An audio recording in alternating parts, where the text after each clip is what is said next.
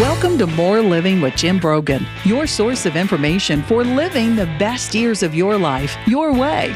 For more than a decade, host Jim Brogan and his expert guests have come together each week to share important news and advice that can impact the lives and well-being of those who are retired and those nearing retirement.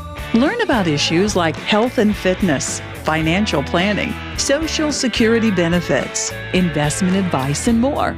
And now, here's the host of More Living, Jim Brogan.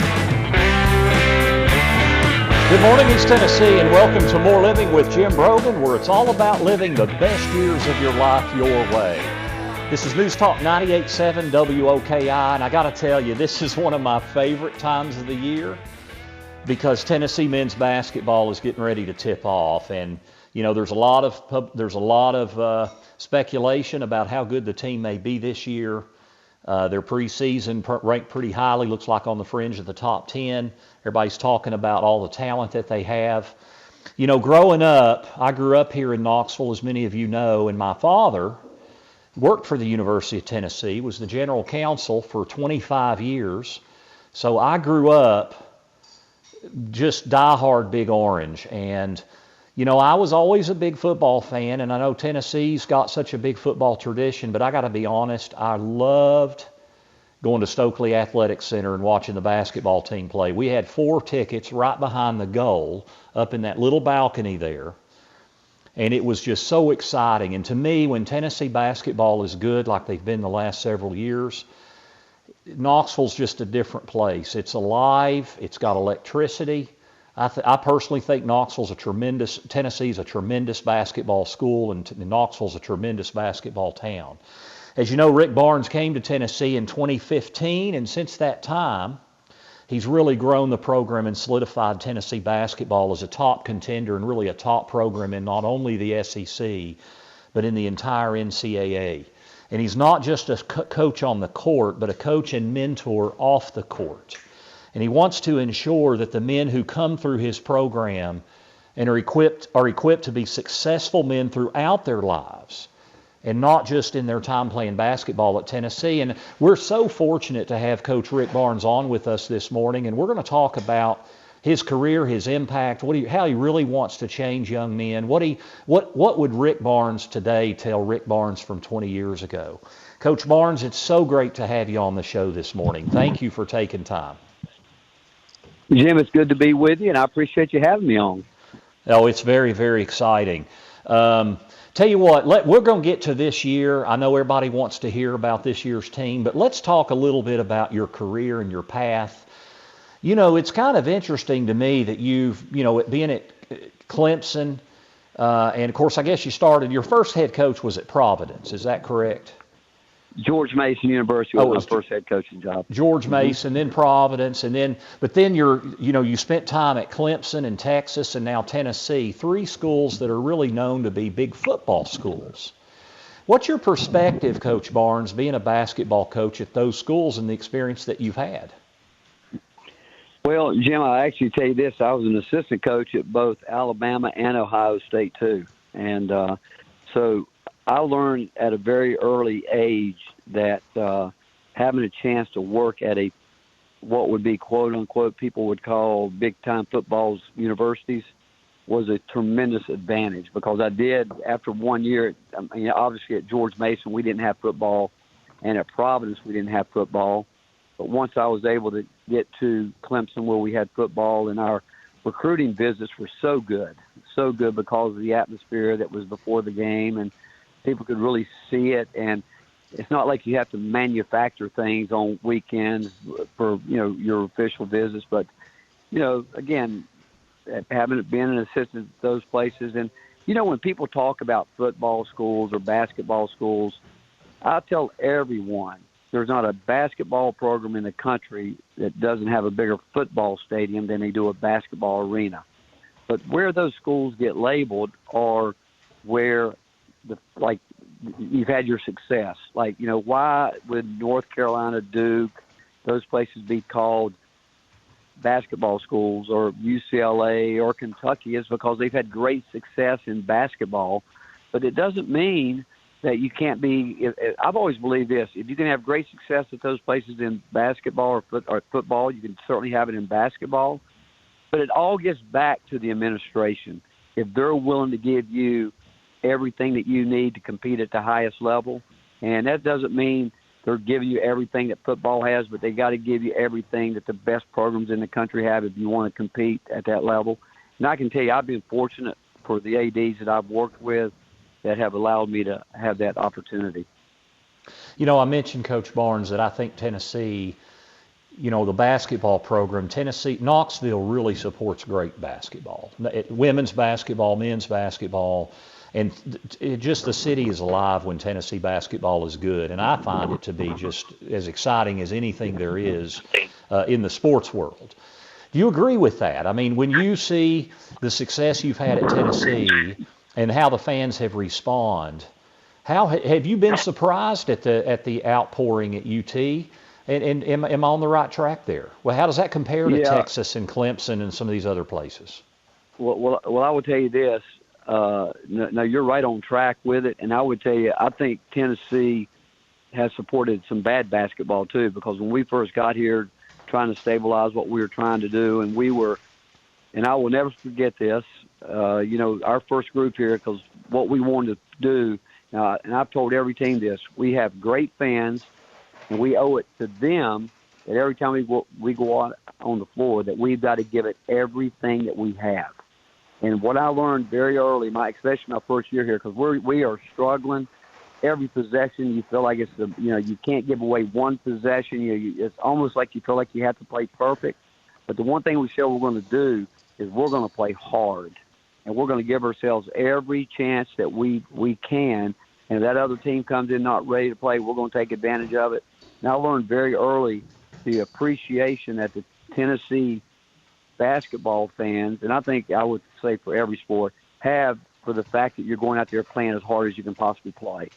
And I learned that really early. And I will tell you this, I do think, and after being here, that Tennessee is really one of the great basketball fan bases in the country, and we should be considered one of the best basketball schools in the country. Well, that's an awesome thing to hear. We're visiting this morning with Coach Rick Barnes on More Living here on News Talk 98.7 WOKI.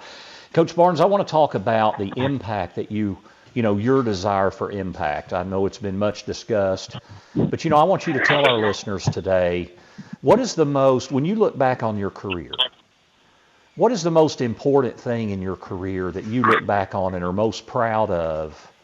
Obviously, if you didn't win games, you wouldn't have the opportunity that that you've had, and you're a great coach, and that's why you've been able to do what you've had. But when you look back, what are the real highlights of your career and the men that you've coached? Well, again, Jim, I would tell you, I think if you ask me, while I've been able to stay in the business for a long time and be a head coach for as many years that I've been able to do, one, it's a great blessing from God. But the one thing I learned very early, you're only going to be as good as those people that are with you. And it's not about me. Like our motto for our program is ENOM, which stands for It's Not About Me. But the one thing, if you ask me that I've done well and done well at a very high level, I've always wanted to go out and get the very best assistant coaches I could surround myself with. And I wanted those guys to invest as much as they could. I remember when I was out trying to become a head coach for the first time, and Jack Cavance, who gave me my first job as an assistant coach working for him as he was the AD at George Mason, he said something to me. He said, whatever job you get, you better put both feet inside, because it might be the only one you ever have, and so don't put one foot in and one foot out. And so everywhere I've been, I truly believe that we've done that, but I've asked the assistant coaches to do that, for them to go about their job the way they would if they were the head coach. And I've always tried to allow them to grow in those areas. I've gotten better at that, to be quite honest with you. When I was younger, I probably was more trying to do everything myself, especially on the court. But I look back, I've always had great assistant coaches and allowed them to work. Yeah, sorry about that, Coach Barnes. You know how it is in this COVID world. We've got our dogs and cats running around there.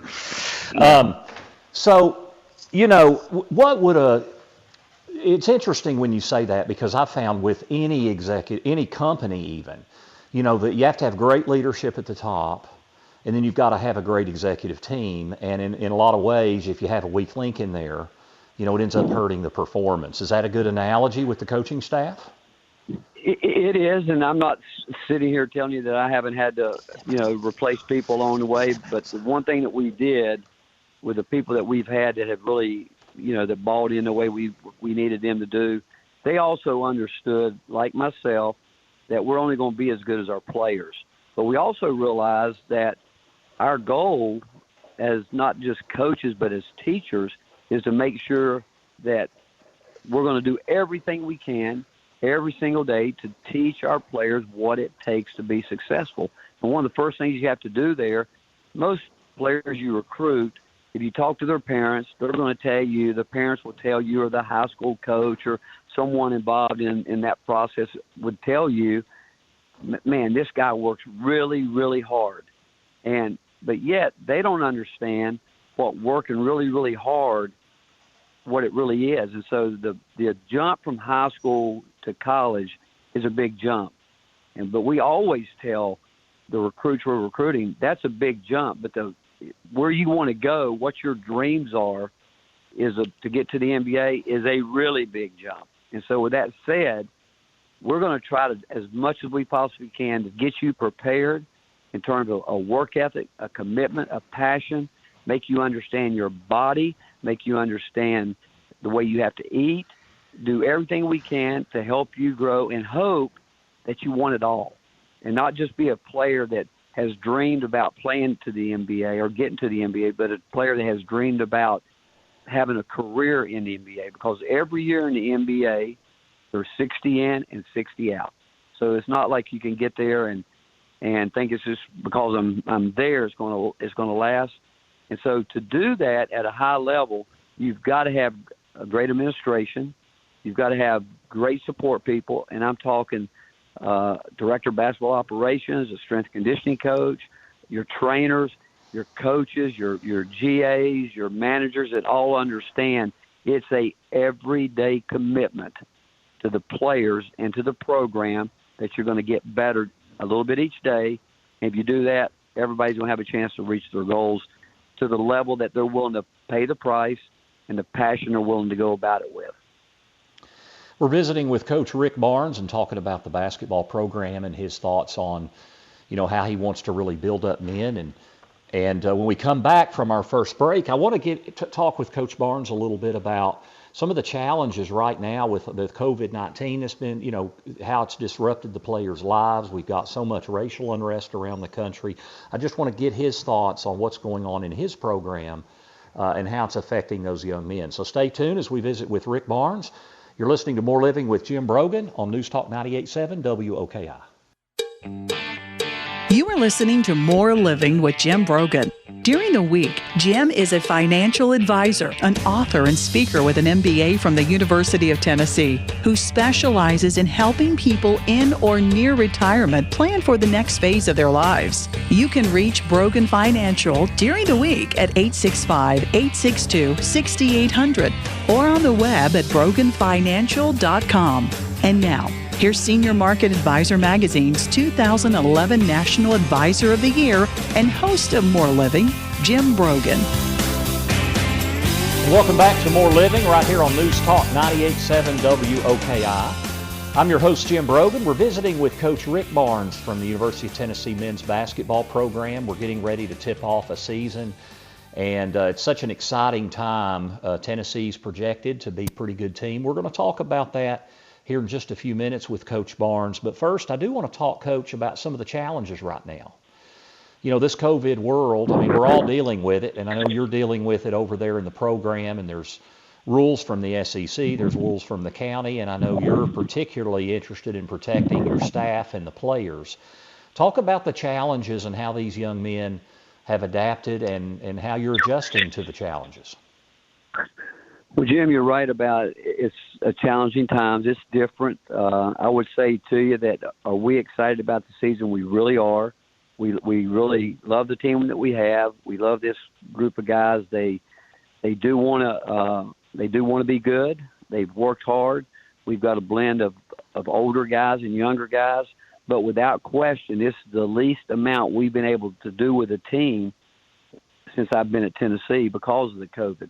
We've had guys that have missed multiple, some guys up to 50 days that haven't even had the virus. Holy cow. Because of the contact tracing. And so, and I think other people around the country have to deal with it too. But our freshman class this year, for instance, we've been able to do less with them than any class that we've had since we've been here.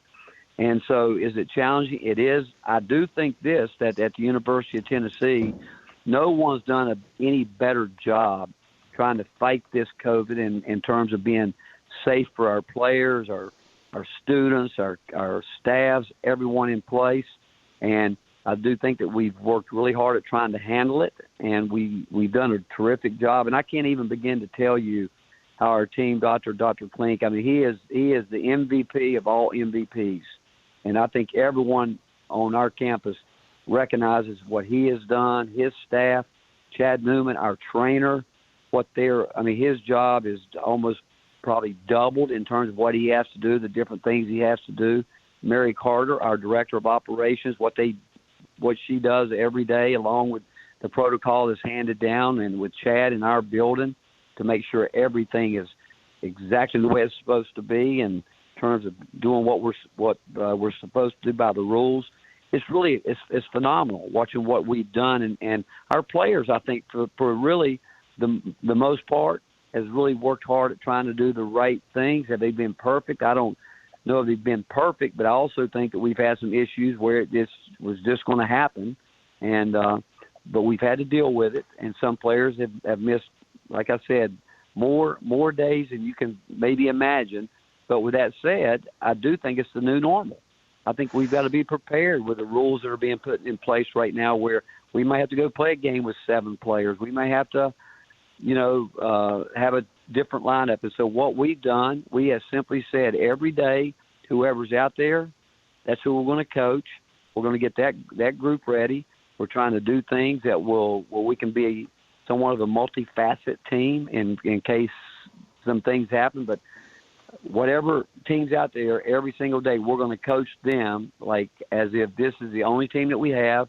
And when other guys come back, we try to work it back in, and we keep trying to build. But at no point in time this year, up to this point, from the time you and I are talking, we've yet to have our entire team on the court at one time. That's got to be a challenge. You mentioned preparation, and it's interesting.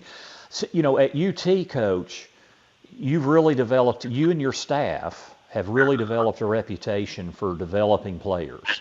And I know a lot of that starts in April after the after college basketball season is over, and you spend a lot of time working with the players throughout the year. So, do you feel like, everybody's having these challenges at all the college campuses. Do you feel like you're more behind, or do you think it's just something you have to deal with and you're going to prepare them just as well as you always do? Well, do I think that we're not as, I don't know if I'm going to say we're behind, because I think other people in the country has had to deal with it too. Do I think we're as far along as we would normally be? We're not. But we'd like by now we would have be getting real close to having a scrimmage where we would be more ready for that. But we're not going to get to do that this year. And as we're talking now, we're still our schedule. We continue to work on that to know exactly how we're going to end up putting that together, because that's changed like you wouldn't believe over the last month, with different things getting closed down, and with the COVID testing, how things have to be done.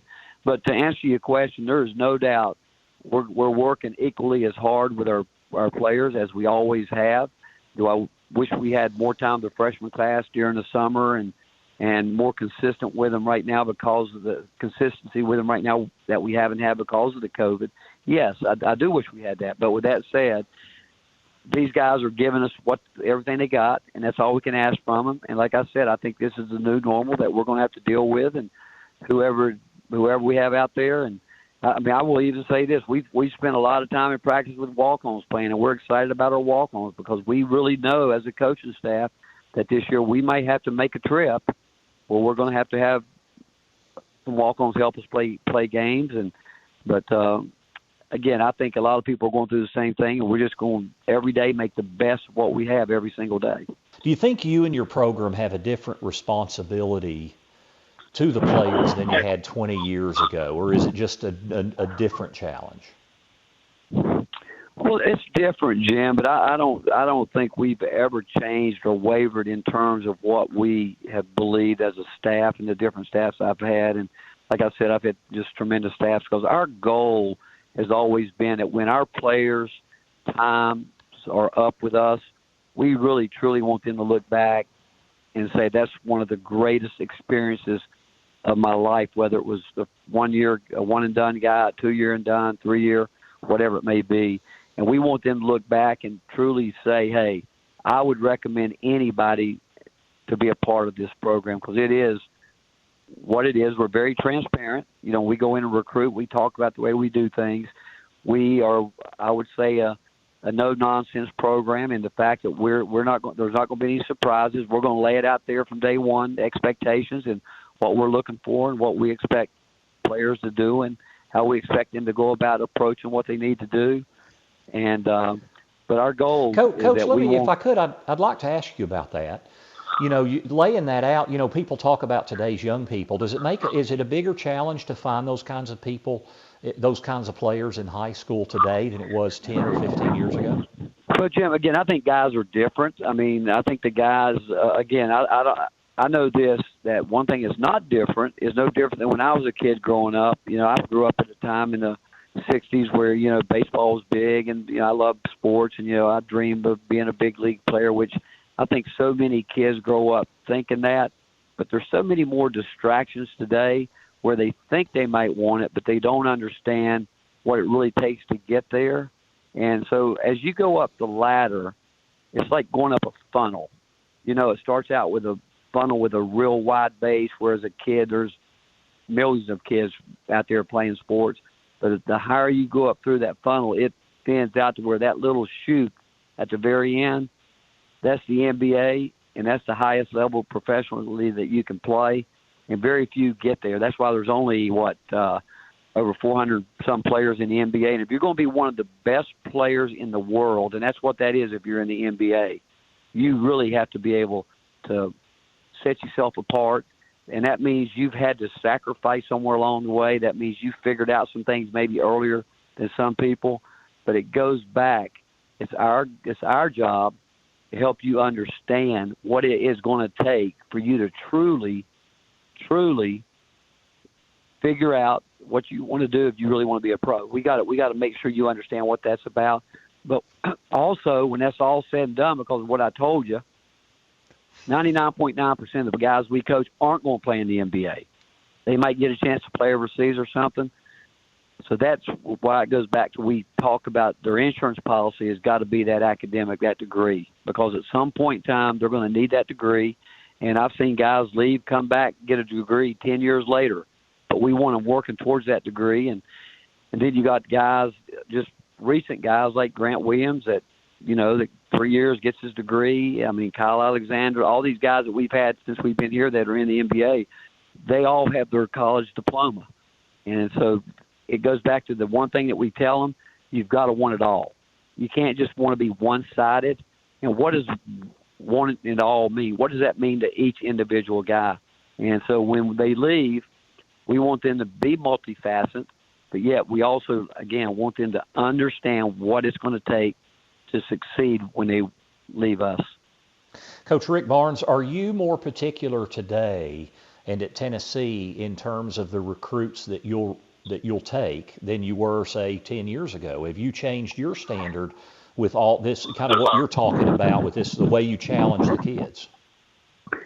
You know, yes, I would say that. And I think where the difference is now, as I've gotten older and I've got coaches with me, I think they truly understand the kind of player that will do well in our program. And our, you know, the word culture is used by a lot of people, but to truly have the culture that you want, you've got to have assistant coaches that are out there too, knowing, hey, this is what is going to work here. And we work really hard and to understand when we're in recruiting to be upfront and honest and tell the ones that we're not a program that goes out and offers a bunch of players. We don't do that. Again, it goes back, and I'm going to continue to give my assistant coaches the credit because they do know what we're looking for, and they do know what will work here with us. And then we get a select few, and we go after them. And we've been very fortunate and blessed to be able to land some guys that wanted what we have to offer. Well, it's exciting to hear you talk about it. I tell you what, I definitely want to get into this year's team, and I know our listeners do too. So when we come back, we're going to talk about the 2020-2021 season with Coach Rick Barnes. You're listening to More Living with Jim Brogan on News Talk 98.7 WOKI.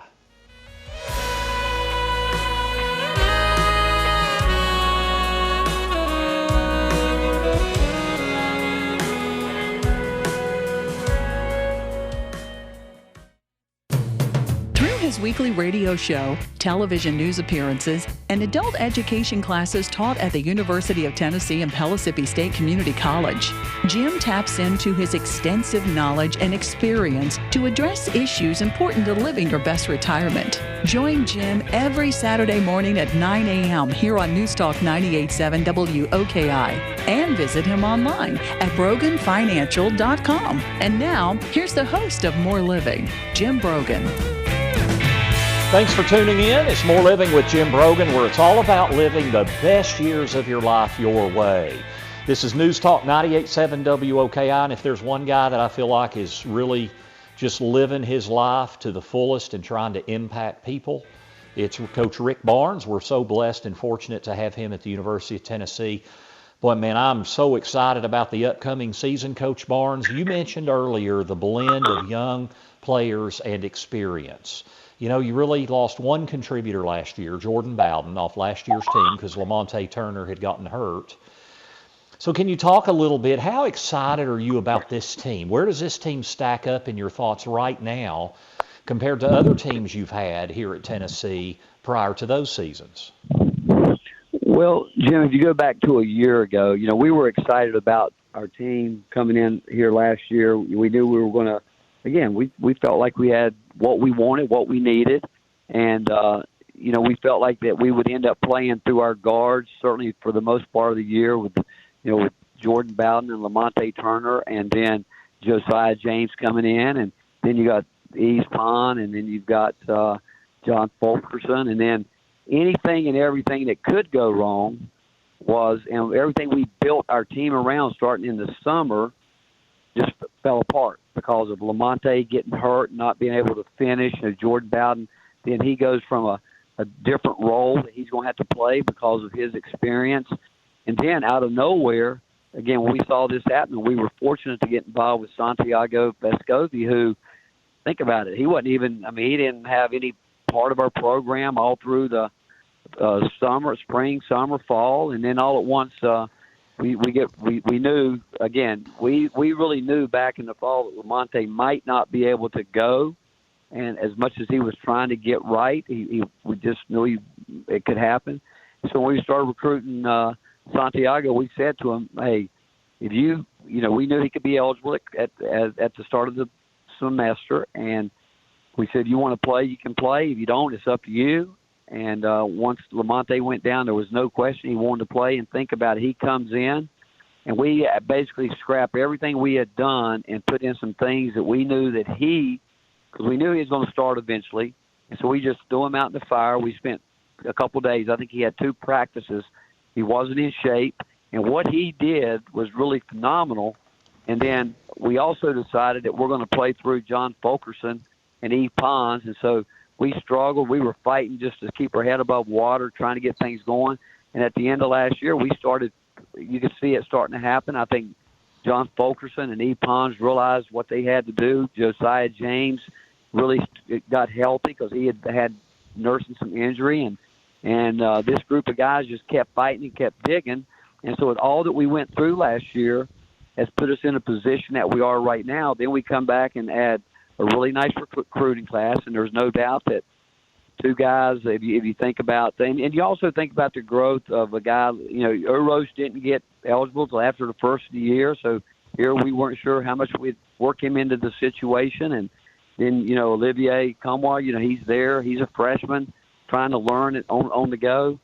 And now with this group coming in, you got Keon Johnson and Jaden Springer, two very talented players who I said earlier I wish we had out there more than we have up to this point. But yet, we're going to no doubt continue to start the season with the way we ended last year. John Fulkerson, if we'd have gone another week and a half, 2 weeks in the season, could very well be a player of the year in the SEC. And E. Pons, and you go back to the way we finished against, the way we played against Florida, Kentucky, and there was just a good air about our team, and I think that's carried over this year with these guys. I think they're excited. They know they got a chance to be good, and they want to be good.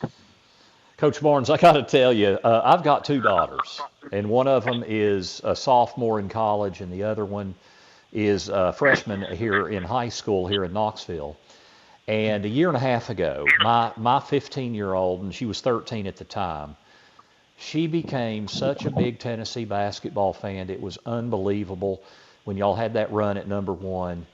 And now it's to the point that when we're recruiting kids and you got a commitment from Jaden Springer and then Keon Johnson, and then they ended up signing, and, of course, Corey Walker, she was telling me what was going on. It was just unbelievable. She's your biggest fan, and she's Tennessee's biggest fan, I think, and it's just unbelievable. We were at the Sweet 16 in Louisville, and she was so heartbroken. But I have to ask on behalf of her, she's just so excited about Jaden Springer and Keon Johnson. Those are two of it's really probably the highest rated recruiting class in Tennessee history, possibly, with Corey Walker as well. So, what are those guys doing in practice? And do you anticipate them all making a significant impact? I guess Jaden Springer was the highest rated. What can Tennessee fans expect from that freshman class? Well, what they're going to like about Jaden and certainly Jaden and Keon is the fact they both really do bring a tremendous attitude towards playing defense in terms of competing, wanting to guard the basketball, and they are athletic. They both can get the ball where they need to on the court, which is something we haven't had. Then you throw in B.J. Bailey, a guy that was redshirted a year ago. And so we feel like with those three additional guys is that we're going to be able to guard in a way that we haven't up till this point, and we feel like we've got some players that can, again, create their own shot and create shots for each other more so than probably since we've been here. But the fact is those guys are also, to be quite honest with you, the two freshmen are getting schooled a little bit by Santiago Vescovi and some of the older guys because, this is all new for them. I mean, they're used to being just a dominant player, and they're playing hard, but they're finding out that those gaps close up a little bit quicker. They find out the length that you put out on the court there is a little bit different. They find out that there's not a guy on the floor that can't play, and if you let down for just a second, if you don't do your work early, you're going to get burned. And so they're learning, and they're going to continue to learn that. What we try to assimilate in practice is going to help them, but still, there's going to be some games and people are going to say, why are you taking them in and out? It's because we're trying to build a championship team. And sometimes you got to take them out and tell them, hey, look, that this is what we talked about. You can't get beat here. You can't give up that split. You didn't block out because it's such a fine line between winning and losing. And some of it's going to be from them having to sit on the bench for making little mistakes that probably didn't get them hurt in the past, but it will get them hurt where we're trying to get to. Coach, who on the roster, non-freshmen, and of course not counting E.J. Anasicki, but who on the roster from last year do you expect may take the biggest leap this year? That's a really, really good question. I can name, and that's what's been fun with this team. You'd come to practice, in the past you'd see maybe, if you watched us play for a week, 2, maybe 3 guys that would step out. There's been days this year where we could go up as many as 8, 9 guys, 10 guys that you say, boy, that person's really improved. I think Josiah James has really improved. He's a guy that if we can get him to change his mindset and become more aggressive, because he's worked really hard on his shooting, and he really can shoot the ball. but he's going to have to change his mindset and know that that's something that we need him to do. And but, I think John Fulkerson has improved from a year ago. I think E. Pons has improved. And you mentioned E.J. Anasicki, he's improved. There's no doubt that Olivier and Urosh in the last 2 weeks, because of some of these problems with not having everybody out there, they've been able to get a lot of reps, which they need. And those two guys, there are some days in practice, say, boy, if you were there, but man, he's really improved. He's a whole lot better. And that's what's been exciting for us, to see different guys on different days do some of these things. Coach, do you think this is going to be the deepest team you've had at Tennessee, and do you think that you're going to have more creative opportunities with varying the lineup, going whether you want to go big or go small? Do you think you're going to have more flexibility because you have more depth? I think versatility would be a great word to describe this group in terms of depth. There's no doubt it's the most quality depth that we've had, but we got to continue to get better, because there's a lot of teams that are bringing back good players. And like I said, we were trending in the right direction last year, but there's some new parts and pieces we're going to work in here, and we just got to get ready. We've got to get ready for the SEC, which I think is going to be as good as it's been in a long time, as deep, as balanced. But our non-league schedule, if it goes the way we want to, we're going to get a chance to go up against Gonzaga, the number one team in the country, at some point in time. And now it was announced that we've got Kansas coming in here for the challenge, and I wish we would. I'd really love to think that between now and the end of January that some things can get better with the COVID, and we could let them have a full feel of what it's like to play in Thompson Bowling Arena. Coach, you've been very generous with your time. I just want to ask you just a quick question or two, and it's mainly, you said your hope is that Tennessee's your last stop as a college coach. So what do you hope is your legacy at UT and in Knoxville? And do you anticipate you and Candy would stay in Knoxville upon retirement? Well, we love it. And, our hometown is just on the other side of the mountain in Hickory, North Carolina. And I tell you, we have fallen in love with Knoxville, Tennessee. And, again, I will take it back to the administration from the very top. I mean, what Randy Boyd has done and what Donde Plowman has done. And Coach Fulmer has been just a tremendous AD. And so we love it here. We do, and there's no question about it. And we love the fact that people care about it, the basketball program. And so there is no question that we think this has been an unbelievable blessing and an opportunity for us. We want to, you ask me what we want to do. We've tried to say this everywhere we've ever been. We just simply want to leave it better than we found it, and that's what we hope. Well, that's a great philosophy. Coach Rick Barnes, we're certainly excited about the upcoming season and all that you've done for the University of Tennessee. Thank you so much for taking time out of your very busy schedule to be on our program this morning, and certainly good luck this year with the season and with the young men you coach. Well, thank you very much, Jim, and thanks for having me. Yes, sir. It's our pleasure. Again, that's Coach Rick Barnes, head basketball coach at the University of Tennessee. It's exciting times in Tennessee basketball having him head the program. When we come back for our final segment, I am going to do my dollars and cents segment. Could we see next year or in our future negative interest rates, and what does that mean for you in your retirement years? So stay tuned. This is More Living here on News Talk 98.7 WOKI.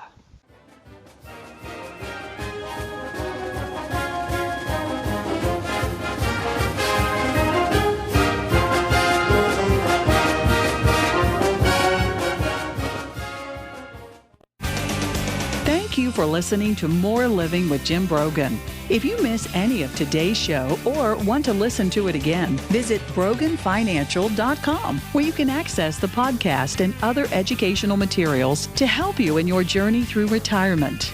And now, here's Senior Market Advisor Magazine's 2011 National Advisor of the Year and host of More Living, Jim Brogan. Thank you so much for tuning in this week to More Living here on News Talk 98.7 WOKI. That was just awesome talking to Coach Rick Barnes. What an incredible job he has done with our Tennessee basketball program. And what I love is he just fits East Tennessee so much, being kind of a Western North Carolina guy, and certainly his impact and his faith and the fact that he's willing to talk about how much that means to him. It just makes a huge impact on people, I think. So it was great having him on, and I'm certainly very excited about the upcoming season. It is time now for Dollars and Cents. Want to be sure you are getting the most out of your retirement? For all the years of your retirement? That's the primary goal of More Living with Jim Brogan and our Dollars and Cents segment, where we provide you with an important financial tip that will help positively impact the quality of your life in retirement. And now, here's Jim with this week's Dollars and Cents tip. Could we see negative interest rates? And what would that mean for you? You know, the United States has never had negative interest rates on the 10-year Treasury. Well, our 10-year Treasury has been under 1% now since March, and it's never been under 1. And, you know, I got to be honest, in terms of the economic impact of this pandemic, I think it's going to last for a little while. Now, by the way, that doesn't mean the stock market's going to do poorly. As you've seen the last 8 months, the market, you know, coming out of March had rallied, even though the economy was struggling. And there are a lot of reasons for that. But for today's Dollars and Cents, we're talking about interest rates and the fact that the Fed has said, number one, they're going to keep interest rates very low through 2023. That's over 3 years of low interest rates. They've never given forward guidance that far into the future. With the economic challenges, I think there's a chance that rates could go negative. Okay, now what does that really mean for you? It just means interest rates would drop even more. You know, it doesn't mean that you would be able to borrow money for free, you know, to buy a car or a house. Remember the overnight borrowing rate with the Federal Reserve is, you know, it's the overnight borrowing rate between banks. So, you know, is the rate that they're raising and lowering. But if interest rates go down more, that means that it's an even more challenging environment for today's retirees because, you know, it's great when you're younger in life and you're wanting to borrow money for a house or you're running a business and you want to access capital to expand your business. Money's cheap. The problem is moving for retirees is they're just not, you know, bonds aren't paying much. So it's a very, very low interest rate environment. And I think one thing we have to be very careful is how we use traditional bond exposure in our portfolios. You know, over history, the traditional way to hedge stock market risk has been to add traditional bond market risk. The problem is you have to remember interest rates and bond values move in an opposite direction. So when interest rates go down, bond values go up. But when interest rates go up, bond values go down. Well, if you look at 1981, you could get a CD at 17%. So the last 39 years really have been an anomaly in the bond market. We've had an historic bull market in bonds. And so many times when I see even things online and I see financial articles and they project future returns, they're using such a long history in the bond market that is completely irrelevant to what may happen in the future. So what this means is you really need to assess your risks. How are you going to stay ahead of inflation with the monies that have been printed by the government? How are you going to be able to increase income over time? And so your approach to diversification needs to probably be different than it has been in the past. The plan that gets you to retirement, especially in this market, is not going to be the plan to get you through retirement. That's our Dollars and Cents segment for this week. You can find this week's Dollars and Cents segment and others by visiting BroganFinancial.com.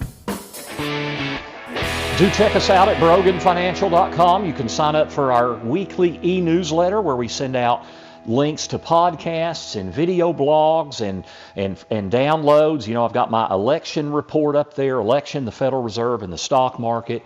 So do check us out online. Thank you so much for tuning in this week as we had a great interview with Coach Rick Barnes. Thank you, Chris, running the board. Thank you, Jill, helping produce the show. You've been listening to More Living with Jim Brogan, only on News Talk 98.7 WOKI. The views expressed by Jim Brogan and his guests are not that of Cumulus Media. Any discussion of financial, legal, and tax planning strategies is not intended to be individualized advice and is general in nature. Always consult with your advisor for advice specific to your needs. This program's content does not represent a recommendation of any particular security, strategy, or investment by Jim Brogan or Brogan Financial Incorporated.